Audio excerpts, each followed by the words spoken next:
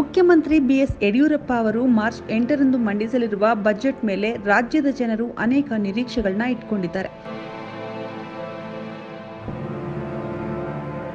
ಅದರಲ್ಲೂ ಬಜೆಟ್ನಲ್ಲಿ ದಾವಣಗೆರೆ ಜಿಲ್ಲೆಯ ಅಭಿವೃದ್ಧಿ ನಿರೀಕ್ಷೆಗಳು ಗರಿಗೆದರಿವೆ. ಕೊರೋನಾ ನಂತರದ ಮೊದಲ ರಾಜ್ಯ ಬಜೆಟ್ ಇದಾಗಿದ್ದು, ಸಿಎಂ ಯಡಿಯೂರಪ್ಪ ಯಾವ ಕ್ಷೇತ್ರದ ಮೇಲೆ ಬೆಳಕು ಚೆಲ್ಲಿದ್ದಾರೆ ಎನ್ನುವುದು ಗೌಪ್ಯವಾಗಿದೆ. ಇನ್ನು ಈ ಬಾರಿಯ ಬಜೆಟ್ನಲ್ಲಿ ದಾವಣಗೆರೆ ಜಿಲ್ಲೆಯ ಜನರ ಬೇಡಿಕೆಗಳು ಹಾಗೂ ನಿರೀಕ್ಷೆಗಳು ಬೆಟ್ಟದಷ್ಟಿವೆ. ದಾವಣಗೆರೆ ಜಿಲ್ಲೆಯ ಸ್ಮಾರ್ಟ್ ಸಿಟಿ ಯೋಜನೆ ಕಾಮಗಾರಿಯ ವೇಗ ಹೆಚ್ಚಿಸಲು ಮತ್ತಷ್ಟು ವಿಶೇಷ ಅನುದಾನ ನೀಡುವ ನಿರೀಕ್ಷೆ ಇದೆ.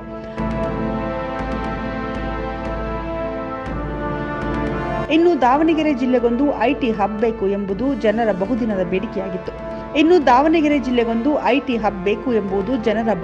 ಬೇಡಿಕೆಯಾಗಿದ್ದು, ಈ ಬಾರಿಯ ಬಜೆಟ್ನಲ್ಲಿ ಈಡೇರಿಸುವ ಸಾಧ್ಯತೆ ಇದೆ. ಜಿಲ್ಲೆಯ ಪ್ರವಾಸೋದ್ಯಮಕ್ಕೆ ಉತ್ತೇಜಿಸುವ ಸಲುವಾಗಿ ಶಾಂತಿಸಾಗರ, ಕೊಂಡಜ್ಜಿ, ಹರಿಹರ, ಆನಗೋಡು ಪಾರ್ಕ್ ಯೋಜನೆಗಾಗಿ ಅನುದಾನ ನಿರೀಕ್ಷೆ, ಜಿಲ್ಲೆಯ ಜನರಿಗೆ ಉದ್ಯೋಗ ಸೃಷ್ಟಿಗೆ ಬೇಕಾದ ಯೋಜನೆಗಳು ಹಾಗೂ ಜವಳಿ ಪಾರ್ಕ್ ನಿರ್ಮಾಣಕ್ಕೆ ಗ್ರೀನ್ ಸಿಗ್ನಲ್ ಕೊಡುತ್ತಾ ಅನ್ನೋ ನಿರೀಕ್ಷೆ ಇದೆ. ಇನ್ನು ತುಂಗಭದ್ರಾ ನದಿಯ ಹೂಳು ತೆಗೆದರೆ ದಾವಣಗೆರೆ ಭಾಗದ ಎಲ್ಲ ರೈತರಿಗೂ ಅನುಕೂಲವಾಗಲಿದೆ. ದಾವಣಗೆರೆ ಚಿತ್ರದುರ್ಗ ನೇರ ರೈಲು ಮಾರ್ಗದ ಭೂ ಖರೀದಿ ಕಾರ್ಯವನ್ನ ಈ ಬಜೆಟ್ನಲ್ಲಿ ಚುರುಕುಗೊಳಿಸಬೇಕು. ಅಲ್ಲದೆ ಸ್ಥಳೀಯ ಆರ್ಥಿಕ ಅಭಿವೃದ್ಧಿ, ಮೂಲಸೌಕರ್ಯ ಒದಗಿಸುವ ನಿಟ್ಟಿನಲ್ಲಿ ಬಜೆಟ್ನಲ್ಲಿ ಒತ್ತು ನೀಡಬೇಕಿದೆ. ಜೊತೆಗೆ ದಾವಣಗೆರೆ ಹೊರವರ್ತುಲ ರಸ್ತೆಗೆ ಹೆಚ್ಚಿನ ಅನುದಾನ, ಮಕ್ಕಳ ಉದ್ಯಾನವನಗಳಿಗೆ ಹೆಚ್ಚಿನ ಹಣ ನಿಗದಿಗೊಳಿಸಬೇಕಾಗಿದೆ.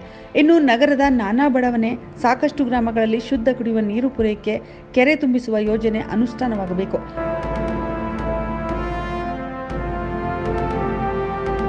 ಜಿಲ್ಲೆಯ ಕೃಷಿ ಉತ್ಪಾದನೆ ಸಂರಕ್ಷಣೆಗಾಗಿ ಫುಡ್ ಪಾರ್ಕ್ ಆರಂಭಿಸಬೇಕು.